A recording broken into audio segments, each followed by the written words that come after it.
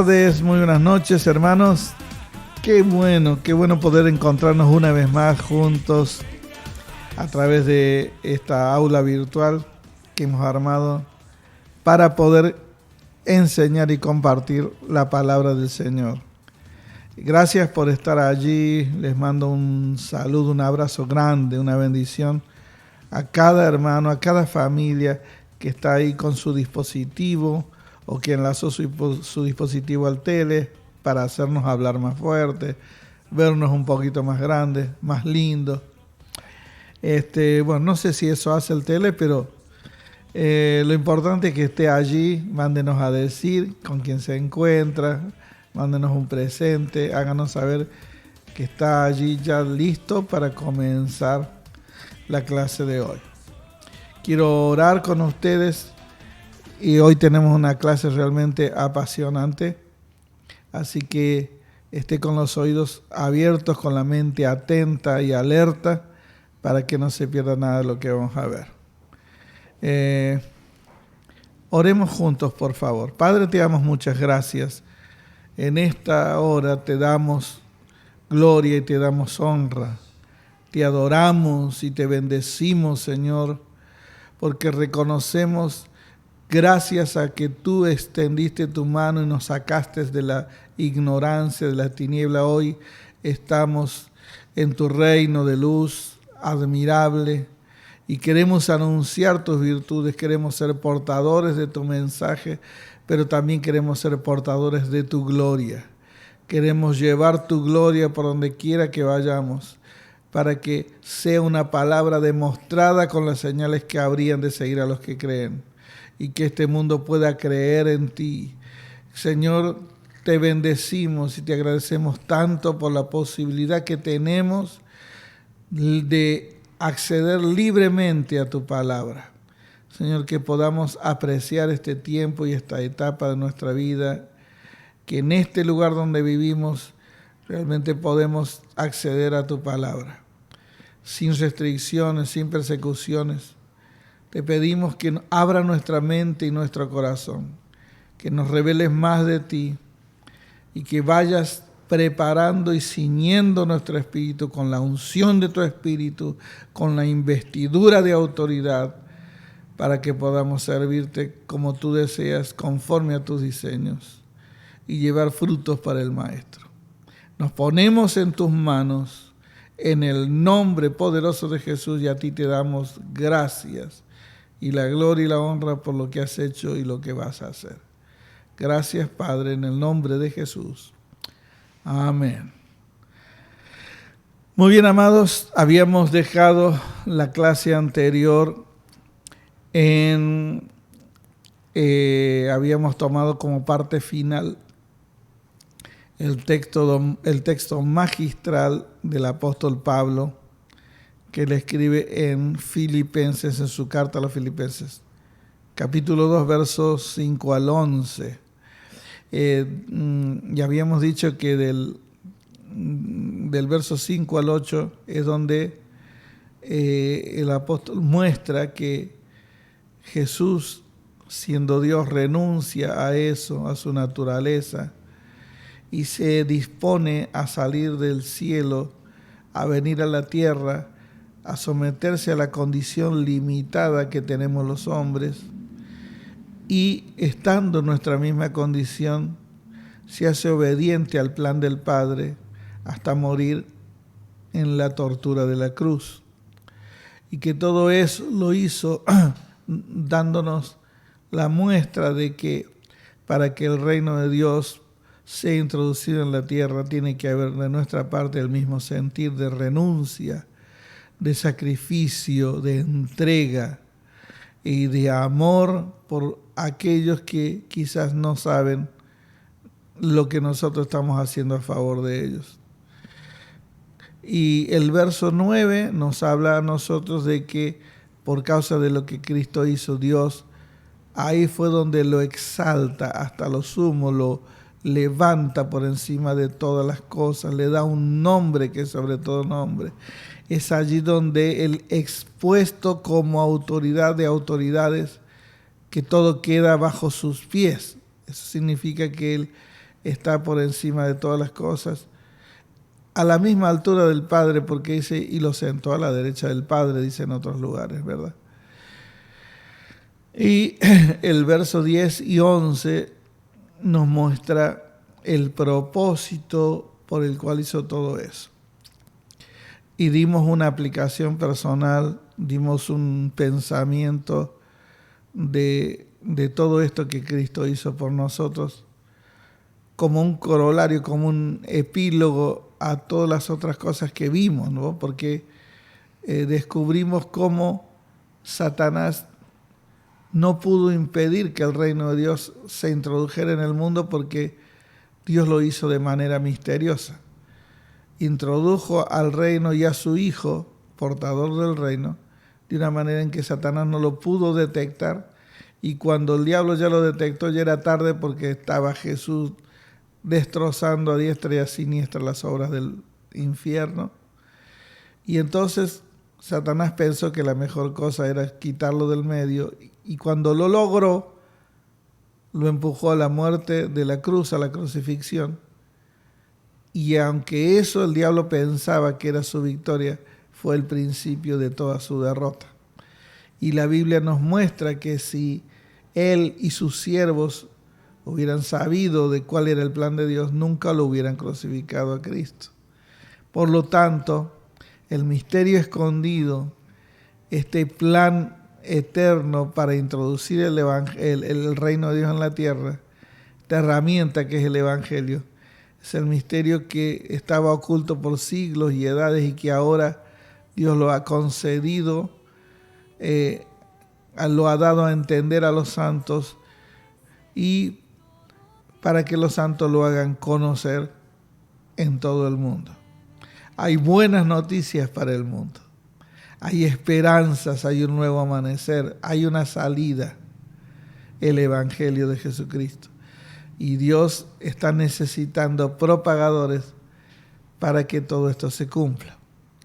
Y por eso cuando leímos estos versos del capítulo 2 de Filipenses, hablamos de esto. Y una de las cosas que yo quisiera cerrar entre el verso 10 y 11, que dice, después que dijo que Dios lo exaltó hasta lo sumo, que le dio un nombre que es sobre otro nombre, para que en el nombre de Jesús se doble toda rodilla de los que están en el cielo y en la tierra y debajo de la tierra, y para que toda lengua confiese que Jesús es el Señor, para gloria de Dios Padre. Entonces solamente quiero decir, agregar a todo lo que ya hemos dicho, que el renunciamiento de Cristo a su divinidad, el tomar nuestra forma y naturaleza humana, su sacrificio por nuestros pecados y la exaltación hasta lo sumo que recibió de parte de Dios, todo eso fue hecho con una finalidad, con la finalidad de que el nombre y la obra de Jesús fuese anunciado, ¿ves? Y fuese dado a conocer en todas las naciones de la tierra. O sea, que todo lo que ves del capítulo 2, del verso 5 al 8 o al 9, es para cumplir lo que dice el verso 10 y 11. Que toda rodilla se doble y que toda lengua confiese. O sea, únicamente la difusión masiva con la demostración del Espíritu de estas buenas noticias hará que toda rodilla se doble delante de Él. Es decir, solo la acción evangelizadora de la Iglesia como respuesta a tanto amor demostrado, eso permitirá que Cristo sea creído, aceptado, adorado y servido en todo el mundo. Y el resultado de esta acción evangelizadora de la Iglesia hará que millones confiesen que Jesús es el único que tiene derecho a gobernar esta tierra. Entonces la gente de toda lengua tribu, pueblo y nación darán gloria solamente a Dios Padre. Ahora vamos a arrancar entonces donde vamos a estudiar el desenvolvimiento y el avance del plan de Dios. Ya que hemos mostrado hasta ahora lo que hemos mostrado, vamos a hablar del desenvolvimiento y el avance del plan de Dios con todo lo que se ha hecho, con todo lo que vimos hasta ahora. Vamos a hacer una pequeña reseña, recordatorio.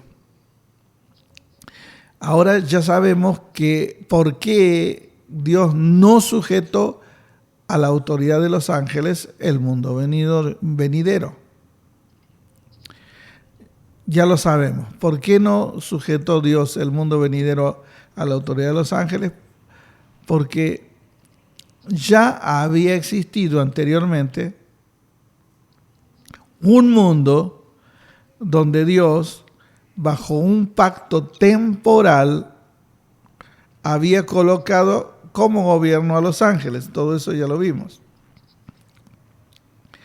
Y vimos que los ángeles le fallaron a Dios, lo traicionaron a Dios en la confianza que Dios le dio cuando los puso a gobernar.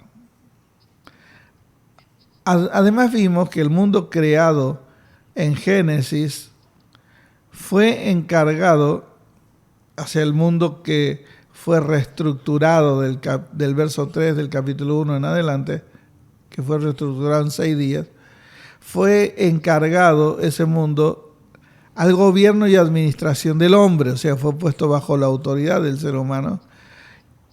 Y también vimos que el ser humano, traicionó también a su creador. Pero en este caso lo que descubrimos es que, aunque nunca Dios procuró recuperar a los ángeles caídos, a los ángeles que traicionaron a Dios, aunque Dios nunca procuró recuperarlos, sabiendo Dios que el hombre cometería el mismo error que los ángeles, le fallaría igual. Sin embargo, Dios aseguró el modo de rescatarlo y lo hizo antes que todo empezara. Es ahí donde nosotros vemos el amor especial de Dios por nosotros. Porque cometimos el mismo pecado que Satanás, solo que Dios procuró rescatarnos a nosotros y no así a los ángeles. Y el plan de rescate Dios lo efectuó antes de empezar todo, de manera que nadie lo pudiese impedir. Todo esto que hemos dicho lo encontramos en Hebreos 4:16 y en Primera de Pedro 1, 18 al 20. Luego explicamos cómo el diablo, utilizando el potencial del ser humano y los recursos que se le concedieron de parte de Dios, levantó el reino de las tinieblas en toda la tierra. O sea, el diablo utilizó el potencial del ser humano. Escuche bien, yo he oído por ahí que dice, no, eso es un don dado por el diablo. El diablo no tiene ninguna habilidad para darte. Todos los dones, los talentos, las capacidades y habilidades que tenemos, las hemos recibido de Dios porque fuimos creados a su imagen y semejanza. Todo el potencial de virtudes que tenemos, que es grande, lo hemos recibido de Dios, no lo hemos recibido del diablo. Lo que sucede es que cuando quedamos esclavos del diablo, el diablo capitaliza lo que nosotros tenemos de parte de Dios. Y entonces usamos allí nuestras habilidades a favor del reino del diablo y no del reino de Dios. Ahora, el diablo utilizó el potencial del ser humano y también utilizó los recursos que Dios le concedió al hombre de parte de Dios. Y con todo eso levantó el reino satánico en toda la tierra. Pero también pudimos ver, estamos haciendo un raconto, ¿no? Pero también pudimos ver cómo a través de Jesucristo, de la obra que hizo Jesucristo, Dios comienza a recuperar el control de la tierra. Así que vamos a completar ahora el cuadro legal de todo esto que estamos diciendo. Vamos a ir una vez más a Hebreos, capítulo 2. Vamos a leer nuevamente nuestros versículos favoritos de esta materia, desde el verso 5 al 8. Hebreos 2, para ir completando el cuadro legal. Verso 5 al 8. Verso 5. Porque no sujetó a los ángeles el mundo venidero acerca del cual estamos hablando. Pero alguien testificó en cierto lugar diciendo: ¿qué es el hombre para que te acuerdes de él? ¿O el hijo del hombre para que le visites? Le hiciste un poco menor que los ángeles, le coronaste de gloria y de honra, le pusiste sobre las obras de tus manos. Verso 8, todo lo sujetaste bajo sus pies. Porque en cuanto le sujetó todas las cosas, nada dejó que no sea sujeto a él. Pero todavía no vemos que todas las cosas le sean sujetas. Después que el escritor de Hebreo aclara en el verso 5 que el mundo venidero del cual se está hablando no fue puesto bajo la autoridad angelical, en el verso 6 y el verso 7, utilizando el testimonio que las escrituras dan en el Salmo 8, el escritor de Hebreo pone en contrapunto, o como contrapunto de los ángeles, a Jesús, dando a entender que después que Jesús que atravesara un proceso, ahí el mundo venidero quedaría bajo su total gobierno o control. Veamos, por favor, el verso 6 y el verso 7 de Hebreos 2. ¿Qué es lo que vamos a ver en estos versos? Vamos a ver lo que el escritor de Hebreos nos está revelando, cómo después de ciertos eventos, el mundo venidero comenzaría y quedaría bajo el control de Jesús, sujeto a su autoridad. Versos 6 y 7 dice así: pero alguien testificó en cierto lugar diciendo: ¿qué es el hombre para que te acuerdes de él? ¿O el hijo del hombre para que le visites? ¿Cuántos saben que el hijo del hombre es Jesús? Porque él siempre andaba diciendo: ¿qué dicen los hombres? ¿Quién es el hijo del hombre? ¿O es necesario que el hijo del hombre padezca? Siempre que hablaba de él usaba la frase el hijo del hombre. Por lo tanto, ¿qué es el hombre? Dice el escritor, para que te acuerdes de él. O el hijo del hombre, ese es Cristo, para que lo visites. Verso 7. Lo hiciste un poco menor que los ángeles. Sigue hablando del hijo del hombre, o sea, de Jesús. Lo hiciste un poco menor que los ángeles. ¿A quién? A Jesús. Luego dice, le coronaste de gloria y honra. ¿A quién? A Jesús. Y le pusiste sobre las obras de tu mano. ¿A quién? A Jesús. Y en el verso 8 es donde se reafirma la resolución legal de que Cristo quedaría al control de todo en el mundo venidero. Todo lo sujetaste bajo tus pies, y porque en cuanto le sujetó a él todas las cosas, nada dejó fuera de su autoridad, nada dejó que no sea sujeto a él. Ahora, lo realmente llamativo que hemos venido observando en estos textos es que el último versículo, o sea, el versículo 8, finaliza dejándonos un cabo suelto. Dice así: pero todavía no vemos No es que no lo vayamos a ver, pero todavía no vemos. Aunque todo le está sujeto legalmente a Él, aunque el gobierno de todo le pertenece a Él, todo le ha sido delegado a Él, pero todavía no vemos que todas las cosas le sean sujetas. A esta aparente contradicción del verso 8, la tenemos que juntar con otra frase del verso 5, la cual tampoco parece tener mucho sentido. Escucha. Sígame por favor con cuidado para que pueda entender, ¿sí? Y repasemos nuevamente el verso 5 para que unamos esa frase con la frase del verso 8 y podamos seguir avanzando. Verso 5 dice, porque no sujetó a los ángeles el mundo venidero acerca del cual estamos hablando.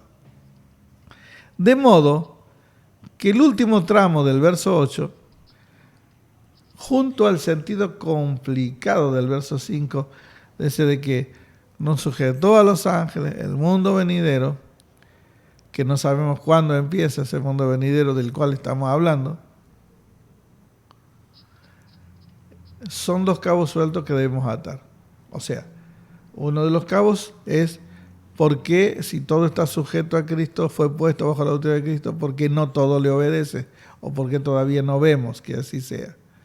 Y segundo, es por qué el mundo venidero, cuándo comienza el mundo venidero y por qué no fue, o sea, totalmente puesto bajo la autoridad de ángeles. De manera que hay dos interrogantes, una vez más. ¿Cuándo se inaugura el mundo venidero? Del que habla el verso 5. Porque es a partir de allí que comienza el gobierno de Cristo. El gobierno de Cristo, donde todo le es sujeto, comienza a partir de que el mundo venidero es inaugurado. Es allí cuando se le da toda autoridad. Muy bien.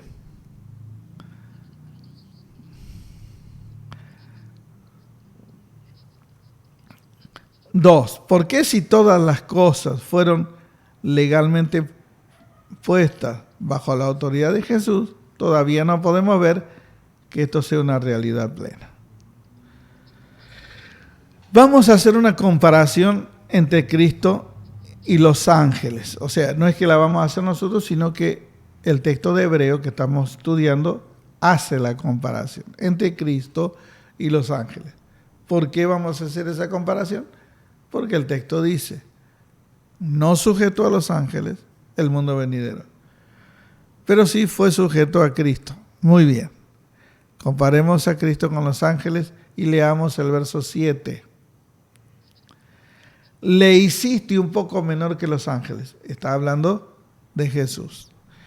Dice que Dios el Padre a Jesús lo hizo un poco menor que los ángeles. Y después dice que le coronaste de gloria y de honra y lo pusiste sobre las obras de tus manos. Quedémonos con la frase, le hiciste un poco menor. Subraye, si a usted le gusta subrayar, es bueno que así lo haga. Un poco menor. ¿Sí? Ciertamente el Hijo de Dios dejó su gloria y fue hecho semejante a los hombres. Pero ya dijimos antes que los hombres, el hombre es de un rango superior a los ángeles. Lo vuelvo a decir porque se me trabó la lengua. Lo que dijimos y demostramos que el hombre fue creado en un rango superior al de los ángeles. Muy contrariamente a lo que nosotros creemos que los ángeles son más importantes para Dios que los hombres. No es así. El hombre es más importante que los ángeles. Por eso, cuando los ángeles se rebelaron, Dios no los rescató. Y cuando el hombre se rebeló, Dios sí los rescató. Ahora escuchen. ¿Por qué el hombre es un rango superior a los ángeles, también creo que lo dijimos, porque los ángeles fueron creados en categoría de siervos y los hombres fuimos creados en categoría de hijos, para ser hijos y compañeros de Dios, colaboradores de Dios. Entonces, no es lo mismo un hijo que un sirviente, un siervo. Aunque nosotros cultivamos el espíritu de siervos, de servidores, sin embargo somos hijos. Pero los ángeles no son hijos, son solo siervos, y eso hay escrituras que prueban eso. Muy bien. Entonces, cuando Dios dice que Dios hizo a Jesús un poco menor que los ángeles, no es a la humanidad de Cristo a la que se está refiriendo. O sea, podríamos pensar de que Dios lo hizo a Jesús un poco menor que los ángeles cuando lo convirtió en hombre, cuando Jesús se encarnó. No, porque cuando Jesús se encarnó se hizo un ser humano, y el ser humano es más importante o de un rango superior que los ángeles. O sea que eso no significa un poco menor. Que Jesús haya sido un ser humano no significa eso, un poco menor que los ángeles. Por otro lado, estando en la tierra, el Maestro hizo obras prodigiosas, tremendas, inexplicables, cosas maravillosas que ningún ser angelical pudo demostrar jamás. Usted nunca va a encontrar en la Biblia que algún ángel hizo lo que Jesús sí hizo. Las maravillas que Jesús hizo, los portentos que Jesús hizo, ningún ángel hizo eso. Entonces, yo creo que por las obras que Jesús hizo, tampoco Jesús fue menor a los ángeles. Así que, como ser humano, no fue menor que los ángeles. Por las obras que hizo, tampoco fue menor que los ángeles. Entonces, ¿en qué fue hecho Jesús un poco menor que los ángeles? Miren, esto me llevó muchísimo tiempo, pero muchísimo tiempo. Hay preguntas que a mí me quedan colgadas y a veces las averiguo con los años. Y cuando Dios te ha dado un llamado de tener que predicar, enseñar y aclarar cosas, entonces hay preguntas que uno las contesta con mucho tiempo después y vas armando todo el rompecabezas, ¿no? Yo después pude averiguar o darme cuenta investigando, o estudiando palabras en el original, en los textos, hasta que llegué a este descubrimiento. Hay una experiencia que nuestro Señor tuvo que atravesar, que ninguno de los ángeles debió enfrentar jamás. Una vez más, hay una experiencia que nuestro Señor Jesús tuvo que enfrentar, una experiencia que ningún ángel tuvo que pasar. Esa experiencia es muerte, entierro y resurrección. Es una pregunta de examen. Muerte, entierro y resurrección. ¿En qué Dios lo hizo menor a Jesús que los ángeles? Un poco menor que los ángeles. En la muerte, en el entierro y en la resurrección. Ningún ángel muere, tampoco lo entierran y jamás van a resucitar, porque nunca murieron, ni mueren. Pero sí Jesús murió, fue sepultado y tuvo que resucitar. Sígame. Su cruz y su sepultura son el emblema de su máxima humillación. Se humilló hasta ser torturado y ridiculizado públicamente en la cruz. O sea, la cruz no solamente fue una muerte dolorosa y tortuosa, sino que fue avergonzante, fue muerto públicamente, delante de los ojos de todos. Un hombre que había adquirido fama por las obras que hacía y que se llamaba a sí mismo Hijo de Dios, ahora colgaba de una cruz, todo el mundo se le burlaba, destrozado, sangrando por todos lados, hecho pedazos, desfigurado. Y hasta sus mismos discípulos se escandalizaron. ¿Cómo? O sea, la cruz fue algo totalmente avergonzante, humillante. Y luego tuvo que ser sepultado, enterrado como cualquier otro. El que decía que venía a dar vida eterna y todo lo demás, que decía que había ascendido al cielo, ahora estaba en la tumba. Entonces, su muerte, su entierro, fueron el emblema de su máxima humillación, por la cual, por su muerte y por su sepultura, se convirtió en el más bajo de todos. Ahí fue donde Jesús fue hecho un poco menor que los ángeles. Ahora, al mismo tiempo, fue este sacrificio que le permitió al Señor revertir los resultados de una guerra ganada con trampas. O sea, el diablo había ganado una guerra con trampas. Pero la muerte, el entierro de Jesús, su vergüenza, su tortura, su muerte, su agonía hasta morir, el derramar de su sangre, todo eso le permitió a Jesús revertir, dar vuelta el resultado de una guerra que ya estaba perdida para el hombre. Y Jesús recuperó ahí para siempre los derechos que al principio se le concedieron al ser humano y que Satanás se los sacó con trampa. Entonces Jesús recupera todos esos derechos porque Dios lo visitó en la tumba con su espíritu, levantándolo de entre los muertos. Con la muerte, Dios hizo que Jesús fuese hecho un poco menor que los ángeles, porque ningún ángel tuvo que pasar por eso. Así que Jesús, con su muerte y entierro, fue hecho un poco menor que los ángeles.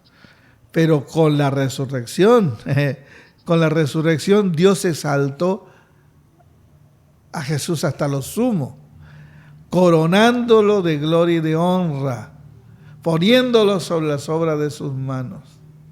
¿Ves? Lo hiciste un poco menor que los ángeles y lo coronaste de gloria y de honra. Pero de aquí a aquí tuvo que atravesar algo que los ángeles nunca atravesaron. Por eso es que lo está comparando con los ángeles. Y es por eso que como los ángeles no pasaron por eso, tampoco les fue dado el mundo venidero, porque ya habían mostrado la falla la falla que mostraron cuando se les dio un gobierno temporal. Ahora vamos a hablar del proceso final de todo esto y del resultado que se obtuvo. Síganme con cuidado. Esto es apasionante. Acá vamos a encontrar dos hechos curiosos. Usted se da cuenta que esta materia está llena de cositas que vamos uniendo después hasta formar todo el tejido, pero hay un montón de hilitos que se van introduciendo para, digamos, hacer que el paisaje sea cada vez más colorido y más frondoso. Acá vamos a encontrar dos hechos curiosos que nos va a permitir ver algo glorioso. Por favor, no deje de prestar atención, no deje de estar alerta con esto. Vamos a ver el proceso final de lo que Cristo hizo y el resultado que se obtuvo con lo que Cristo hizo. Porque Dios lo hizo un poquito menor que los ángeles, después lo coronó. Pero quiero que veamos todo el resultado con lo que Cristo hizo. Y dentro de eso vamos a usar dos hechos curiosos para que se nos devele todo el resultado obtenido. ¿Sí? Vamos. Vamos a ir a Juan 20, 11 al 17. Juan 20, 11 al 17. Y el segundo hecho curioso va a estar también en el capítulo 20 de Juan, pero del verso 24 al 27. Ajá. Muy bien. Empecemos con el primer hecho curioso. Juan 20, 11. En adelante. Juan 20, 11.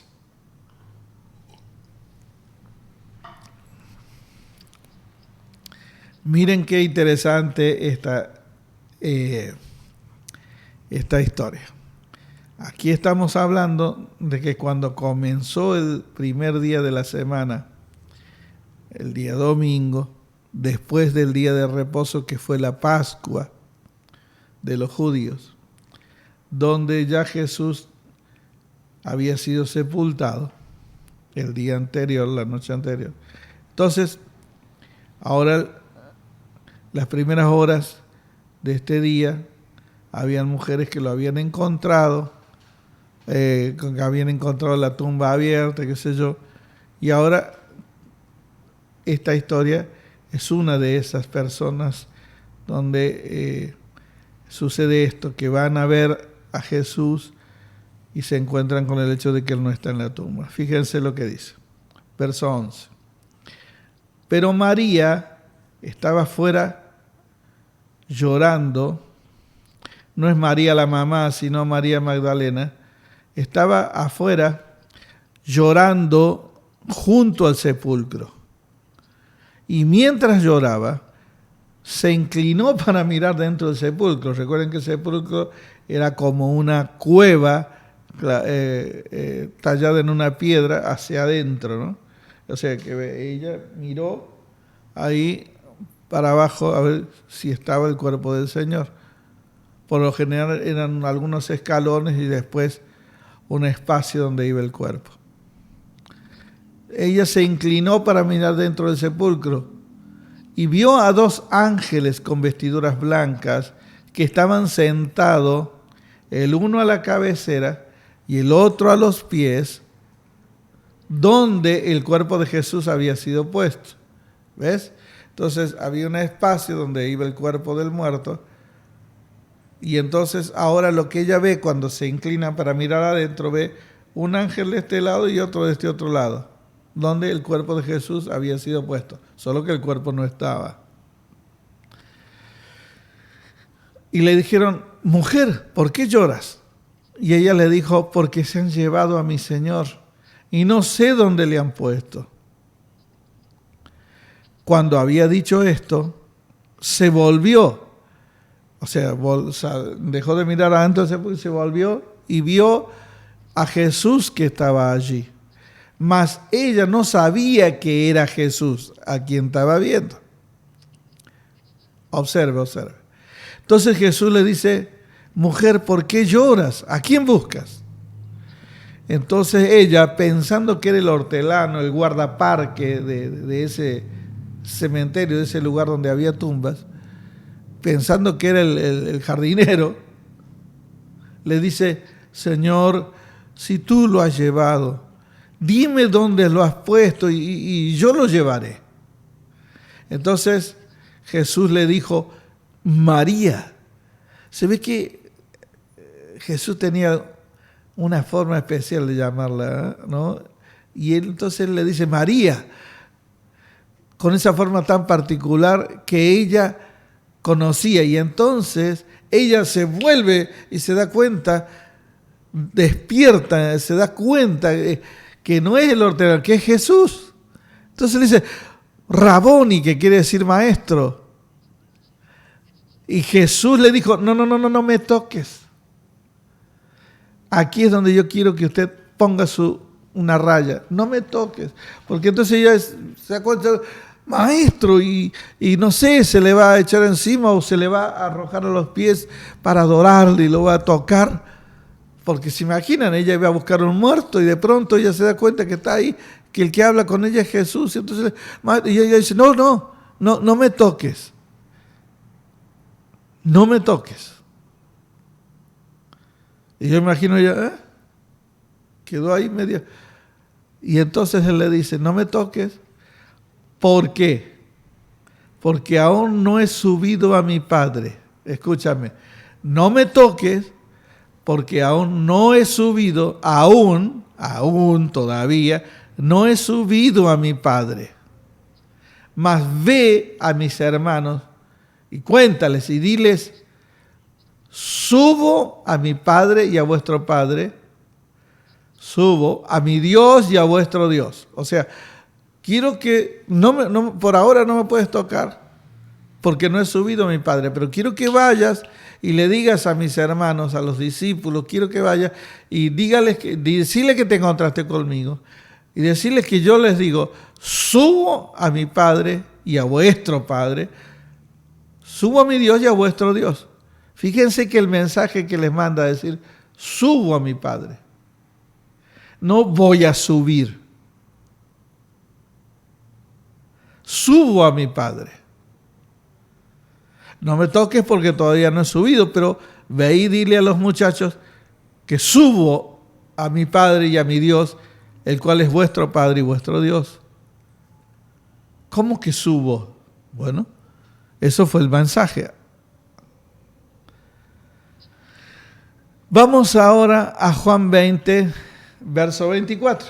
Vamos al verso 24. Pasemos varios versículos del 17 y vamos al 24. Síganme con cuidadito porque está hermoso esto. Preste atención. Verso 24. Pero Tomás, uno de los 12 llamado Dídimo, no estaba con ellos cuando Jesús vino. Resulta que después que ellos se habían reunido en una pieza cerrada por temor a los judíos y todo lo que había pasado, el impacto de la crucifixión estaba patente en ellos, estaban muy temerosos, entonces corrían peligro sus vidas y ellos estaban encerrados y Jesús se les aparece con las puertas cerradas y les habla, ¿verdad? En ese día no estuvo Tomás, ¿sí? Esa vez no estuvo Tomás. Entonces, Tomás no estaba. Entonces, cuando se encuentran con Tomás, los otros discípulos le dicen, al Señor hemos visto. El Señor se nos apareció, vino, estuvo con nosotros, estábamos reunidos en tal lugar, vino y se apareció, las puertas estaban cerradas y nos dijo paz y nos habló y comió pan, qué sé yo, todo lo que le dijeron. Y Tomás le dice, si yo no viere en sus manos la señal de los clavos, y si no metiere mi dedo en el lugar de los clavos, fíjense lo que le había quedado impreso en su mente, en sus ojos, el agujero de los clavos. Y si no meto mi mano en su costado, o sea, el boquete que le hicieron en el costado fue muy grande, entonces si yo no veo eso, no creeré. ¿Quién me vienen a mí a decir con que Jesús estaba muerto si yo lo vi colgado? Que Jesús se apareció si yo lo vi colgado. Le vi unos agujeros tan grandes en las manos que podía meter mi dedo. Le vi, aunque de lejos lo vi, que le hicieron un boquete en el costado que podía meter mi puño.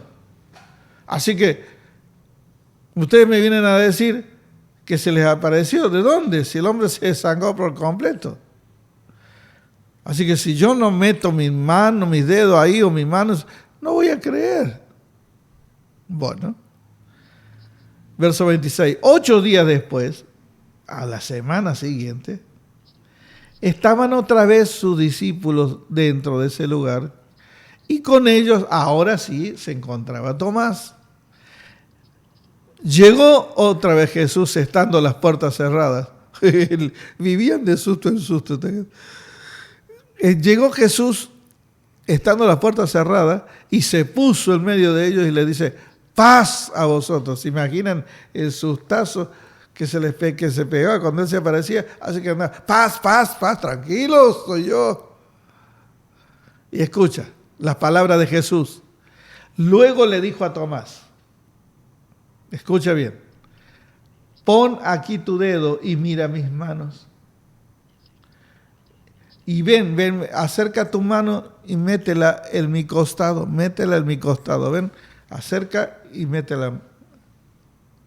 O sea que le estaba mostrando las manos, los agujeros, le estaba mostrando el costado y el boquete que le habían hecho.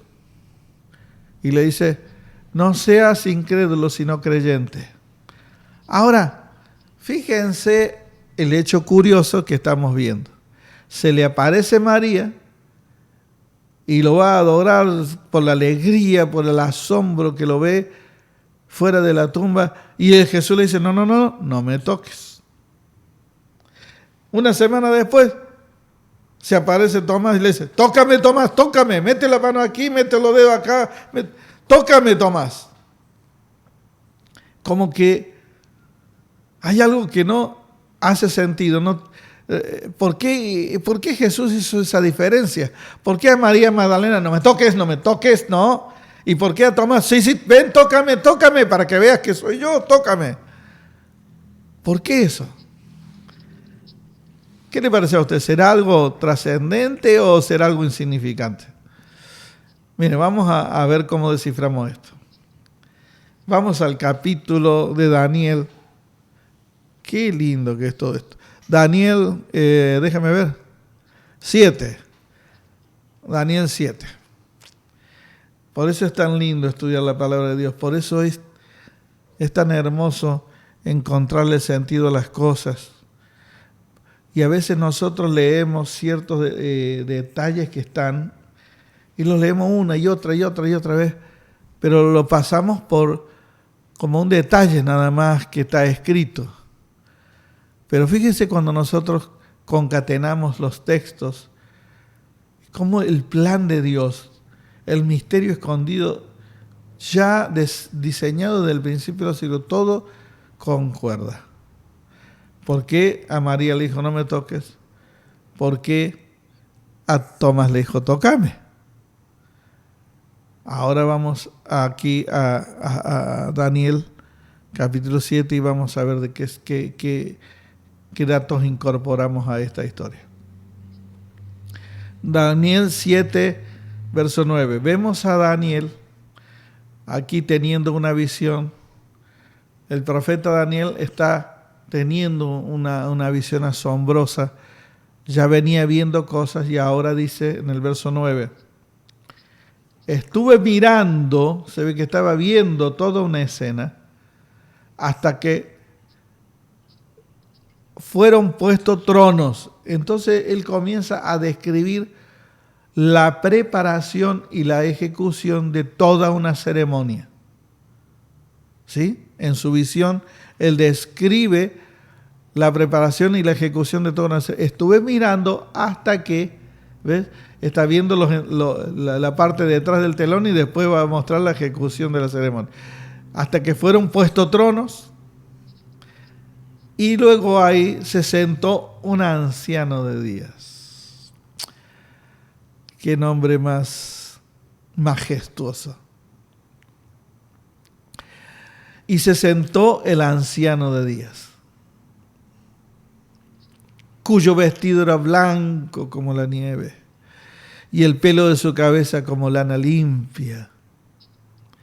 Su trono llama de fuego y la rueda del mismo fuego ardiente. Entonces te está explicando todo lo que ve, la clase de trono, o sea, como él lo veía, lo describe como él lo veía, y que ahí estaba sentado un anciano de días, o sea, un ser de muchísimos años, o por qué no decir eterno.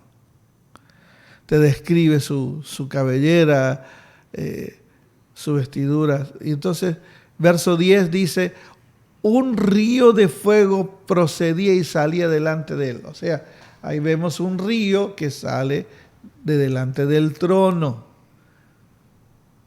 Esto estamos viendo en Daniel. Un río que salía delante del trono. Y fíjense lo que dice, millares de millares le servían. ¿Cuántos le servían? Millares de millares. Y millones de millones asistían delante de él.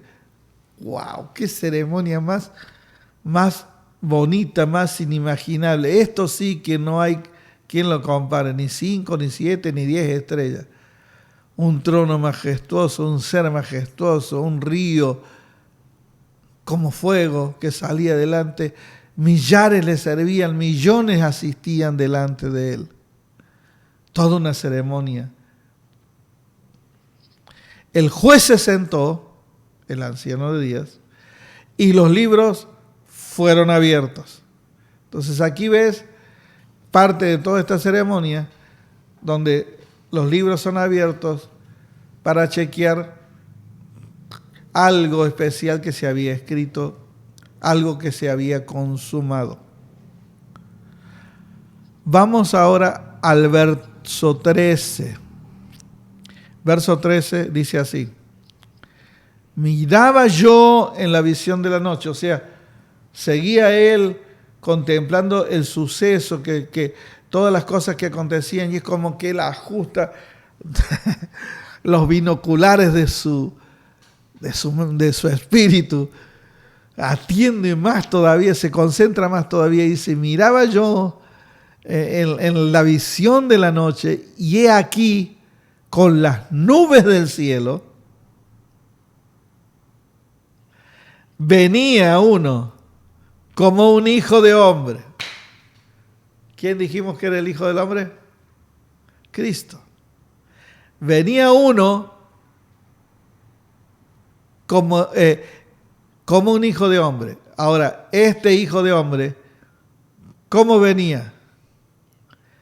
Y he aquí con las nubes del cielo venía uno como un hijo de hombre. O sea, este hijo de hombre venía, viajaba y se acercaba con las nubes del cielo. La pregunta sería, este hijo de hombre que sabemos quién es, que venía con las nubes, ¿bajaba o subía? ¿Qué piensa usted? ¿Bajaba o subía? El Hijo del Hombre, con las nubes del cielo, que venía, ¿bajaba o subía? Solo lo hago para molestarlo, para que esté alerta. Que venía con las nubes del cielo como un hijo del hombre, y que vino hasta el anciano de días. Escucha, yo sé que hay muchos que pensaron en los textos de cuando decía que así como lo habéis visto irse, así vendrá con las nubes del cielo otra vez a recoger a los suyos y todo lo demás, que en varios textos sale que Él viene con las nubes del cielo a buscar a su iglesia. Pero acá dice, Él vino hasta el anciano de días. ¿Dónde estaba el anciano de días? ¿Estaba en la tierra? Dice, estuve mirando hasta que fueron puestos tronos y se sentó uno, un anciano de días. El trono era de fuego, sus ruedas de fuego, un río de fuego. Eso no es acá. Eso es allá en el cielo. Ahora, ¿subía o bajaba el Hijo del Hombre que venía en las nubes y se acercó al anciano de días? ¿Qué le dijo Jesús a María? No me toques, porque todavía no he subido a mi Padre. Pero ve y dile a mis hermanos, he aquí ¿qué? He aquí que subo a mi Padre y a vuestro Padre, a mi Dios y a vuestro Dios.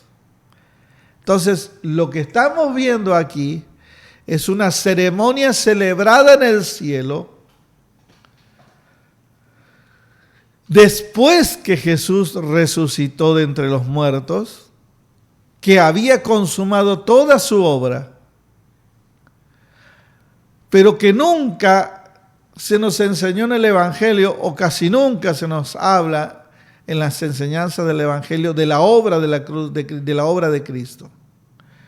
Se nos dice que la obra de Cristo en la cruz fue consumada y que esa es la obra completa, y es verdad. Pero cuando Cristo resucita de entre los muertos y se le aparece a María, nos está mostrando que todavía algo faltaba. Ya había muerto, ya había derramado su sangre, ahora había resucitado, pero algo faltaba. No me toques, porque todavía no he hecho todo lo que tenía. ¿Cómo? Si la obra de la cruz ya estuvo. Sí, pero algo falta. Ve y dile a mi hermano que yo subo a mi Padre y a mi Dios. Entonces ahora lo que estamos viendo, no del lado de la tierra, donde está María, donde están los discípulos, ahora vemos en la otra dimensión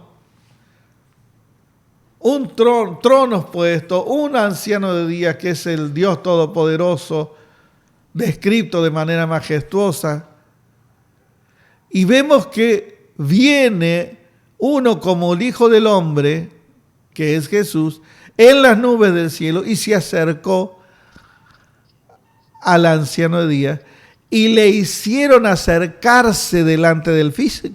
Todo el protocolo, yo no sé si usted se lo imagina, pero yo veo venir a Jesús y de pronto llega a ese nivel, a ese lugar espiritual. Entonces él comienza y se arriman un montón de ángeles, le tendían alfombras y qué sé yo y qué sé cuánto. Todo eso lo agrego yo porque mi imaginación es grande, y entonces lo toman de la mano y pase su majestad, venga, arrímese aquí al gran trono de su majestad, el anciano de Dios, y lo hicieron acercar delante de él.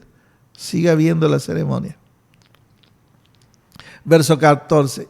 Y allí, cuando se le acercó al anciano de días, ¿qué dice? Y le fue dado, ¿qué cosa?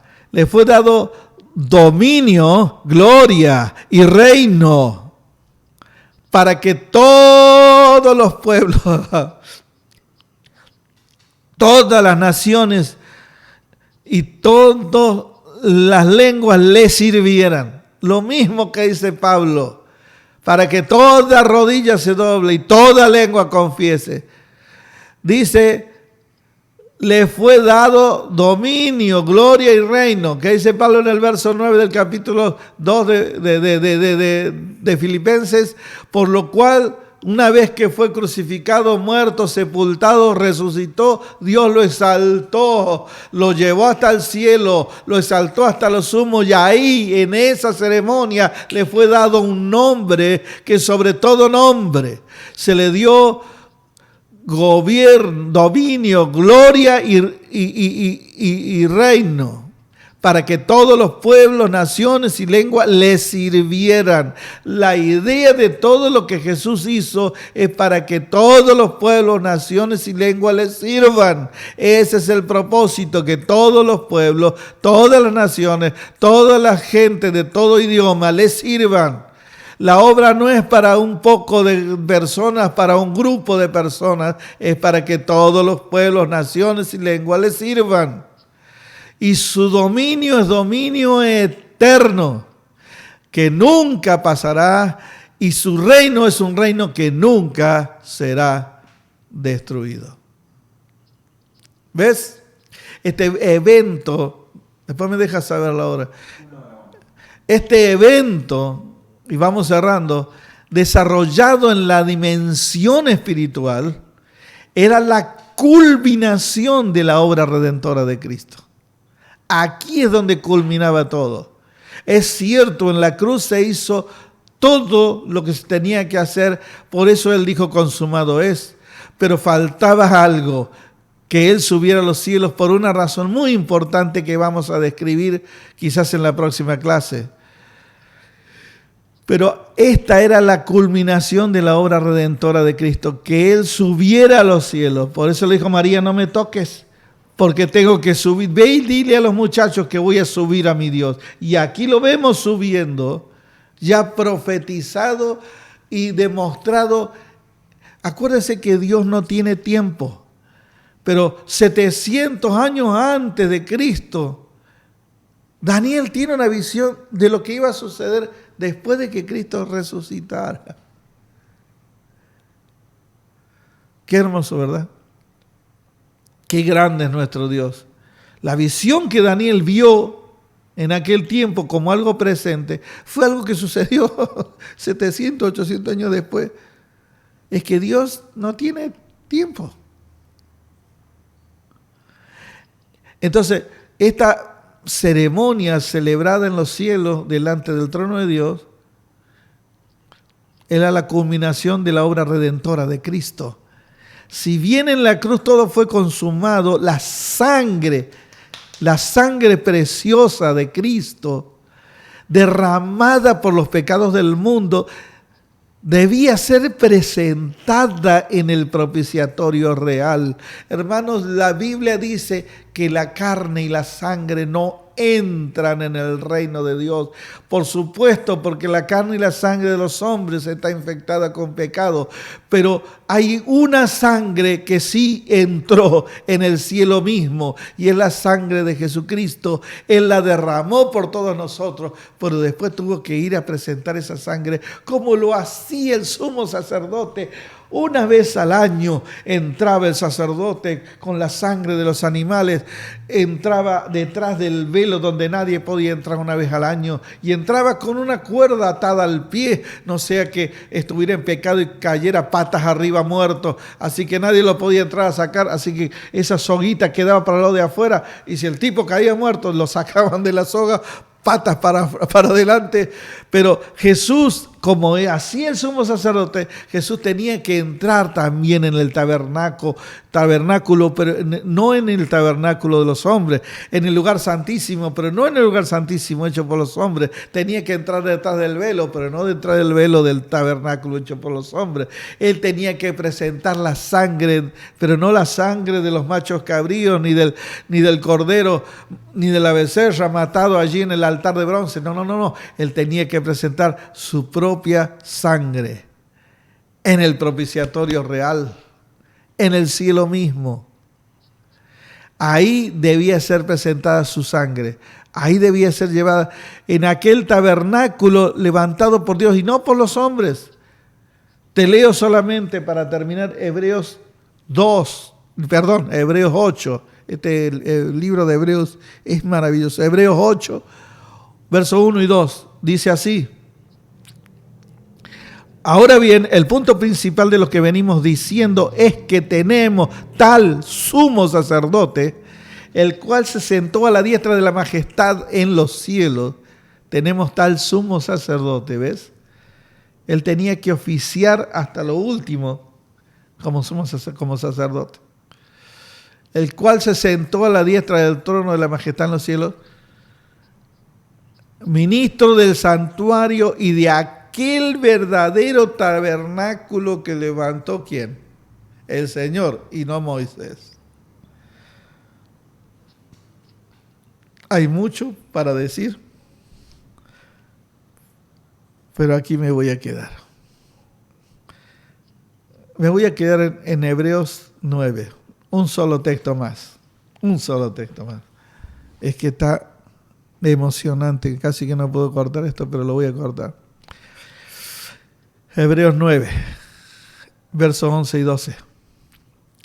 Hebreos 9, versos 11 y 12. Mire cómo todo cierra. Pero estando ya presente Cristo, Hebreos 9 viene hablando de que en el antiguo pacto se ofrecían holocaustos, sacrificios, en el altar de bronce y en todo eso. Y todo ese tabernáculo estaba en pie porque todavía no se había manifestado el camino al lugar santísimo, ese es Cristo. Entonces, por eso estaba, hasta ese entonces estaba en pie el tabernáculo del Antiguo Testamento. Ahora dice el verso 11, pero estando ya presente Cristo, sumo sacerdote de los bienes venideros que pertenecen al mundo venidero. Estando ya presente Cristo, sumo sacerdote de los bienes venideros. O sea, los bienes que no eran los bienes venideros, eran los corderos, los machos cabríos, la sangre, el altar de bronce, el altar del incienso con el incienso que se quemaba, las lámparas y el aceite de olivas, y todo eso eran los bienes temporales, los bienes pasajeros, la sombra y figura. Pero estando ya presente Cristo, Cristo no administra los bienes pasajeros o temporales, sino que Él administra los bienes venideros. La cruz, su propia sangre, la verdadera adoración que es el incienso, administra otra clase de bienes, las cuales funcionan cuando Él completa su obra. Entonces, sumo sacerdote de los bienes venideros, por el más amplio y más perfecto tabernáculo, no hecho de mano, o sea que no es el tabernáculo de los judíos, es decir, no de esta creación, ¿ves? Verso 12, y no por sangre de machos cabríos ni de becerros, sino por su propia sangre, entró una vez para siempre en el lugar santísimo, habiendo obtenido eterna redención. Tiempo me falta para explicar todo esto. En la próxima clase los desgranamos todo y quedamos con todos los cuadros cerrados y los cabos sueltos, atados. Miren, hermanos, no se pierdan la clase que viene porque es donde vamos a cerrar con todo. Qué maravilloso es esto. Yo quiero cerrar con este pensamiento. Cuando nosotros nos damos cuenta, ¿verdad?, de que las cosas escritas en la Biblia no son detalles anecdóticos, sino que siempre hay una verdad escondida allí. ¿Saben, hermanos? Lo realmente importante en todo esto es que la obra redentora de Cristo no terminó solamente en la cruz, sino que Él debía presentarse en el cielo mismo. Esa subida al cielo fue muy necesaria, porque si no, hoy la sangre de Cristo no operaría. Pero fue presentada en el cielo mismo. ¿Se acuerdan cuando Jesús dijo, haced tesoros en el cielo porque ahí la polilla y el orín no corrompen? Quiere decir que lo que entra en el cielo se transforma en algo eterno. Para que su sangre nos pudiera lavar, aparte de ser derramada en la cruz, tuvo que ser llevada al cielo mismo, al propiciatorio real. Y entonces, desde allí en adelante, la sangre de Cristo, su poder, jamás se agota, jamás se vence, jamás pierde vigencia. Porque no estás en la tierra de Jerusalén, bebida por esa tierra. La sangre de Cristo fue llevada al propiciatorio real y desde allí el poder de su sangre está siempre fresco para limpiar los pecados de todos los que se acercan a Él. Padre, te amo, muchas gracias, muchas gracias, porque podemos ver cómo obtuviste autoridad plena, autoridad completa. Por tu obra en la cruz, por tu muerte, tu entierro, que te hicieron menor que los ángeles, pero por tu exaltación hasta lo sumo y por haber llevado tu sacrificio al cielo mismo, para que permaneciera por los siglos de los siglos, para que fuera efectivo a todos aquellos que creeríamos en ti, en cada edad de la humanidad. Muchas gracias, Señor, porque aunque es incomprensible todo esto para nuestra mente, es una verdad. Y es allí como tú obtienes la autoridad sobre todas las cosas. Gracias por este sacrificio. Gracias por poder confiar en el poder de tu sangre. Y gracias por poder tener a un Señor tan grandioso, tan amoroso, que ha sido coronado con todo poder, con reino eterno y un reino que jamás será destruido. Creo que si hay gente que puede estar segura en este mundo el día de hoy, es gente que está en tu reino. Gracias, porque en ti somos más que vencedores. En el nombre de Jesús. Amén. Hermanos, nos vemos en la próxima clase. No se la pierda, porque probablemente allí cerremos con toda esta materia y atamos todos los cabos sueltos y contestamos las preguntas que nos hemos hecho y que hasta el día de hoy han estado ahí un poquito colgadas. Síganos, no se pierda la próxima clase, porque vamos a orar también para que esto que estamos aprendiendo sirva para que Dios imparta en nosotros ese carácter necesario y esa autoridad espiritual que tanto necesitamos para conquistar este mundo. Los veo, los bendigo, les deseo lo mejor y hasta la próxima clase. Dios los bendiga.